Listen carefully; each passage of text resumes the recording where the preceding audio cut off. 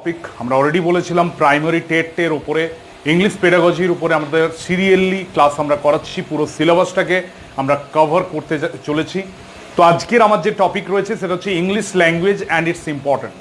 এটা খুব গুরুত্বপূর্ণ একটা পার্ট এবং এখান থেকে অনেক এক্সামে, বিভিন্ন এক্সাম সিটেট বা স্টেট টেটের বিভিন্ন এক্সামে এখান থেকে প্রশ্ন এসছে। তাই আমি প্রত্যেককে অনুরোধ করবো ভিডিওটা একদম প্রথম থেকে শেষ পর্যন্ত মনোযোগ সহকারে দেখার জন্য। এবং একই সাথে আরেকটা কথা বলবো যে পয়েন্টগুলো আমি পড়াতে কিছু পয়েন্ট বলবো যেগুলো কিন্তু ইম্পর্টেন্ট, ভাইটাল, সেগুলোকে একটু অবশ্যই খাতায় নোট ডাউন করে নেবে। তো কি বলেছি, English language and its importance, খুব ইম্পর্টেন্ট জিনিস। আমাদের ইংরাজি ভাষার গুরুত্ব কী, এগুলোর উপকারিতা বা ব্যবহার কী, সেটার উপরে আজকের আমাদের ক্লাস। তো সেখানে আমি বলেছি role of English in education. আমাদের শিক্ষা ব্যবস্থায় ইংরাজি কিন্তু একটা, তুমি বলতে পারো, ইনসেপারেবল পার্ট। আমাদের এডুকেশন সিস্টেমে English is a very vital subject, and oftentimes the guardian also likes their children to continue their education in the English medium school, and oftentimes they avoid vernacular medium school. এটা কিন্তু আমরা লক্ষ্য করেছি, and that's why English is a very important part in our education system. Education সিস্টেমে কিন্তু English খুব গুরুত্বপূর্ণ। আমরা যতই বলি, আমাদের প্রতিটা গার্জেন এটাই চায় যে তাদের ছেলেমেয়েরা যেন ইংলিশ মিডিয়াম স্কুলে পড়ে এবং ইংলিশটা বলতে পারে, এবং এটা পরবর্তী ক্ষেত্রে তাদের কেরিয়ারের ক্ষেত্রেও কিন্তু খুব গুরুত্বপূর্ণ। That's why English is very much important in the field of education. English language is very much important. Next, role of English in administration. আমি একটা কথা বলে নিই, অ্যাডমিনিস্ট্রেশনের ক্ষেত্রে কিন্তু ল্যাঙ্গুয়েজ খুব ভাইটাল। অ্যাডমিনিস্ট্রেশন মানে প্রশাসনিক কাজকর্ম, প্রতিটা ক্ষেত্রে, in everywhere, in every office, every official works are also done through English language. So one thing you have to remember that in administration মানে এই যে প্রশাসনিক কার্যকলাপ, সেখানেও কিন্তু ইংলিশের একটা বিশাল গুরুত্ব রয়েছে ইংলিশ ল্যাঙ্গুয়েজে। আমি একটা কথা বলে রাখি যে what is the status of English language, এটা কিন্তু আসবে ইন 1963, 1963 সালে স্বাধীনতার পরে, 1947 ইন্ডিপেন্ডেন্স ডে, মানে ওখানে ইন্ডিপেন্ডেন্স হয়ে গেল, স্বাধীনতা হয়ে গেল, তারপরে 1963-তে আমাদের ভারতবর্ষে কি করা হয়, ল্যাঙ্গুয়েজের জন্য ভাবা হয়। সেই সময় অফিসিয়াল ল্যাঙ্গুয়েজ কোনটাকে করা হয়, দেবনাগরী হরফে লেখা হিন্দি, আর ইংলিশটা কি করা হয়, ইংলিশকে করা হয় associate official language. Remember, very important, আমি লিখে দিচ্ছি, associate official language, official language. এটা পড়ে, এটা পরীক্ষাতে কিন্তু বহুবার এসেছে, মন দিয়ে দেখে নাও। ল্যাঙ্গুয়েজ সব থেকে ইম্পর্টেন্ট ব্যাপার, ইন্টারেস্টিং ব্যাপার হচ্ছে ইংলিশ কিন্তু not the official language of India. ইন্ডিয়াতে ইংরাজি কিন্তু অফিসিয়াল ল্যাঙ্গুয়েজ নয়, associate official language. Official language কি, দেবনাগরী হরফে লেখা হিন্দি। বাট ইন 1963 এটা বলা হয়, আমি একদম সহজ বাংলায় বলে দিচ্ছি, সেখানে বলা হয় যে ইংরাজিটাকে আপাতত অ্যাসোসিয়েট অফিসিয়াল ল্যাঙ্গুয়েজ করা হলো। পরবর্তীকালে যখন কোনো একটা ইন্ডিয়ান ল্যাঙ্গুয়েজ এই স্ট্যাটাসে পৌঁছে যাবে, তখন ইংলিশটা আমরা অ্যাসোসিয়েট অফিসিয়াল ল্যাঙ্গুয়েজ থেকে সরিয়ে দেবো, বাট সেটা আজ পর্যন্ত আসেনি। আমি এই জায়গাটা বলতে চাইছি, তাহলে what is the status in India of English language? In that time I can say that English language is the associate official language of India. সেই কারণে administration in each and every office, from the lower office to the upper office, everywhere you will find that administration, the works of the administration and all the official activities, all are done through English language. So remember, this is a very important point, and I also informed you that in 1963 English was proclaimed as the associate official language of India. Next, English as language of court, very important. English as language of court. Court মানে আদালত।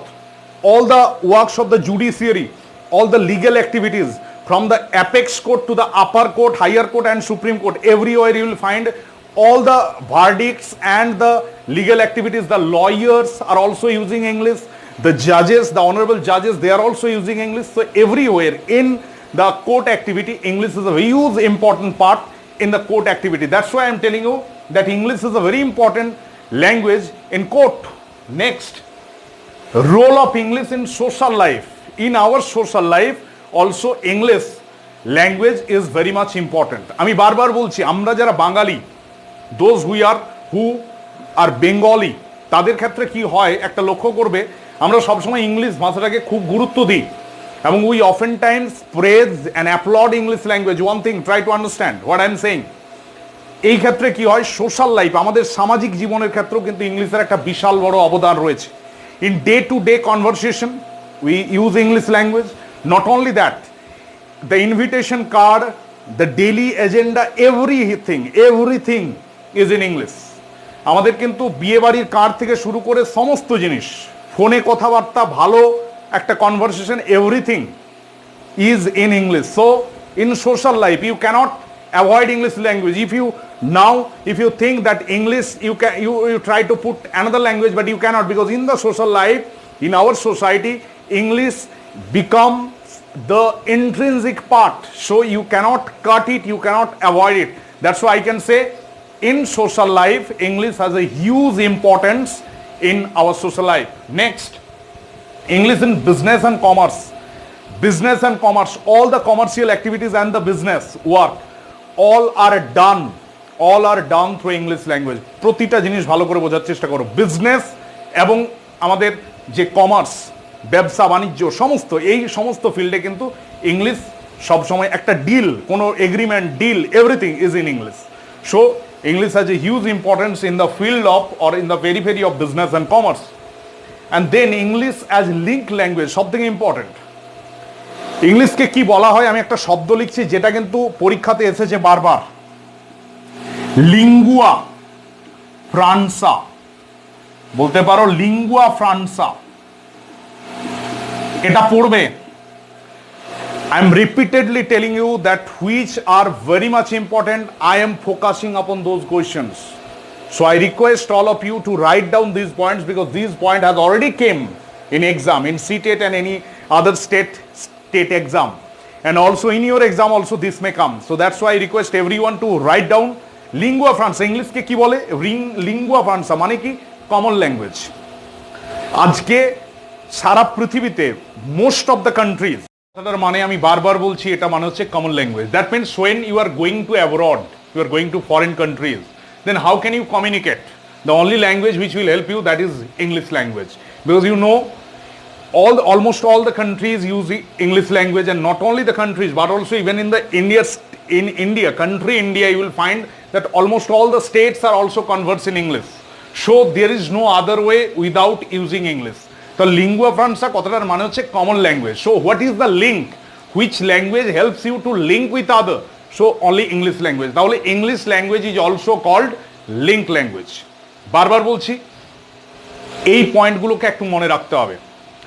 Primary TET পেডাগজির জায়গাটা হচ্ছে পুরোপুরি কনসেপ্টের জায়গা। If your conception is clear, then you can answer the question very efficiently, but if you have any problem in the conception, then you can't answer.